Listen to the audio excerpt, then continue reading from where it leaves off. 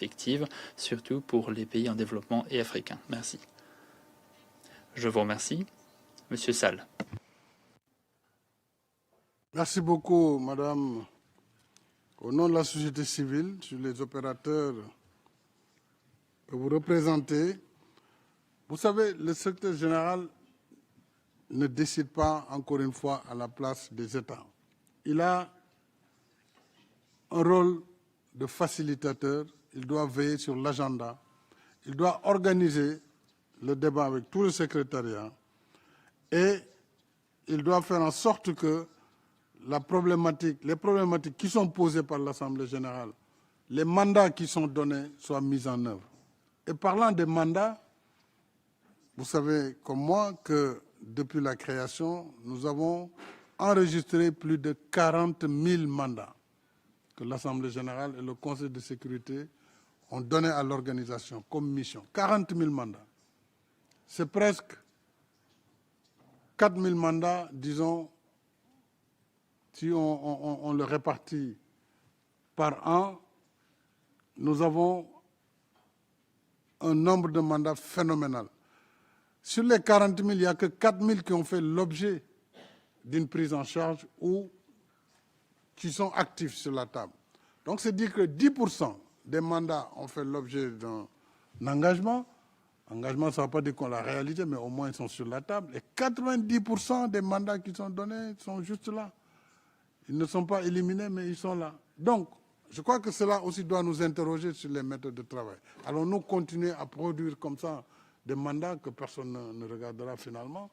Ou du moins 90% de ces mandats ne seront jamais suivis depuis 80 ans, c'est le cas.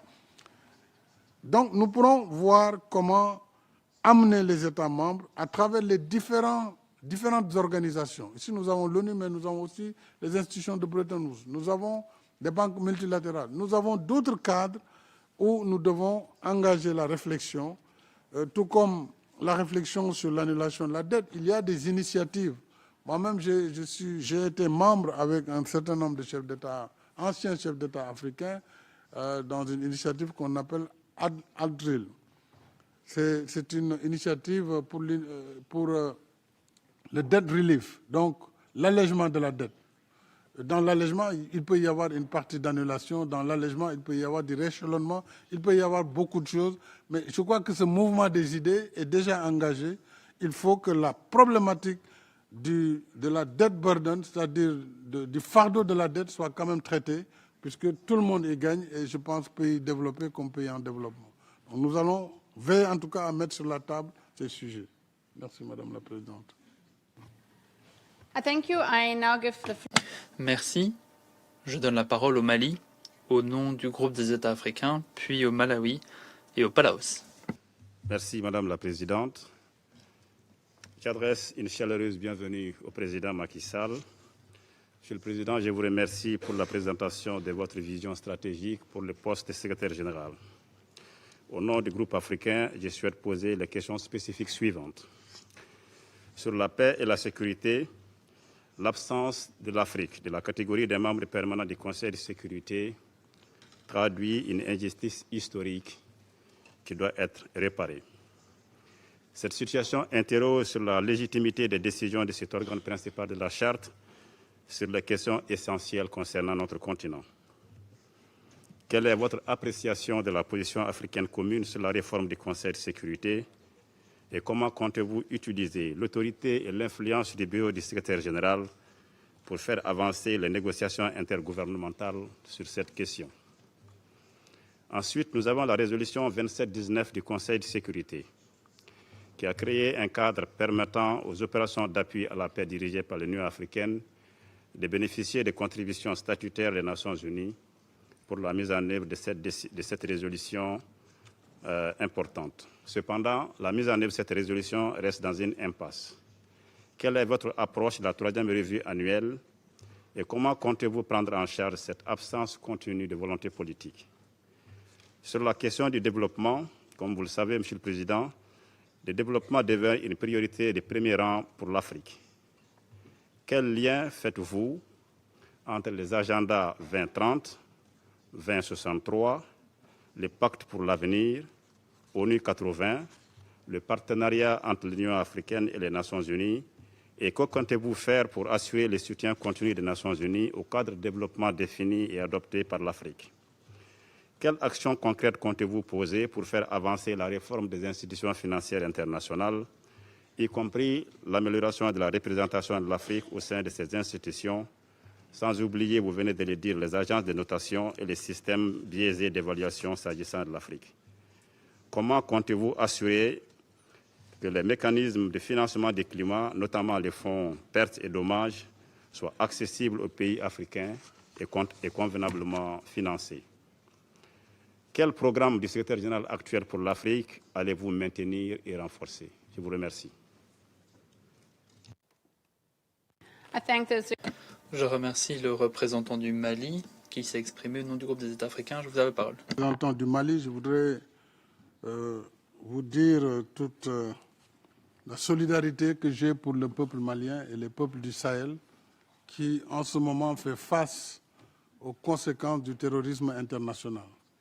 Et pendant de nombreuses années, ici, devant la tribune des Nations Unies, nous avons plaidé pour que le Conseil de sécurité puisse prendre des mesures d'accompagnement et que nous ne devons pas laisser les seuls pays engagés au front face au terrorisme. Aujourd'hui, nous le savons, l'Afrique devient le ventre mou dans la lutte contre le terrorisme international. Or, il faut une action collective et c'est le rôle du Conseil de sécurité d'assurer la responsabilité de la paix et de la sécurité mondiale. Je voudrais, profitant de votre question, rendre un hommage aux casques bleus tombés au champ d'honneur. Depuis la création, c'est plus de 4000 membres des casques bleus qui sont morts au front. Aujourd'hui encore, on a eu des décès. Nous savons que ces missions sont délicates, sont difficiles. Souvent, les moyens ne suivent pas la nature des conflits, évidemment, mais nous devons saluer le rôle de l'ONU depuis 1948, où la première mission, qui était l'ONU-ST, l'organisme des Nations Unies, chargé à l'époque de la surveillance de la trêve, jusqu'à nos jours, l'ONU est présente sur le théâtre des opérations à travers le monde et dans tous les continents. Nous avons en Afrique 5 missions présentement qui sont sur le terrain, mais également en Asie et Pacifique, une mission, en Europe et en Asie centrale, 2 missions, au Moyen-Orient, 3 missions. Tout cela montre l'importance que nous devons accorder à cette maintien de la paix. Il faut accentuer la prévention des conflits et il faut surtout assurer une meilleure coordination entre l'ONU et les organisations régionales. Et vous avez bien fait de citer la résolution 2719 qui définit un cadre et je pense que c'est une bonne approche de ce que l'ONU doit faire, c'est-à-dire s'appuyer principalement sur les organisations régionales, avec l'Union africaine pour ce qui nous concerne, ce qui concerne l'Union africaine, avec l'Union européenne, avec les autres organisations régionales. Cela permettrait d'être plus efficace sur le terrain et parfois même de dépenser moins. Donc je crois que si je suis élu, travailler très étroitement avec l'Union africaine pour la mise en œuvre de la résolution 2719, mais travailler également pour qu'il y ait une convergence entre l'agenda 2030 de l'ONU, l'agenda 2063 de l'Union africaine, mais également le pacte de l'avenir qui est déjà un pacte pour l'ensemble du système onusien. Et enfin, nous travaillerons sur le financement du climat qui reste un défi. Parce que depuis l'accord de Paris, vous savez qu'il y a eu des efforts à un moment donné et il y a un reflux. Ce reflux, aujourd'hui, se constate sur la baisse des financements climatiques. Les pays ont défini ce qu'on a appelé le JETP, Just Energy Transition Partnership. Et ça, c'était une manière de contourner l'absence de financement concessionnel et que chaque pays membre qui était un pays engagé pour l'adaptation devrait revoir un peu ses engagements nationaux et serait accompagné pour le financement de l'action climatique. Je pense que ces JETP doivent pouvoir se poursuivre.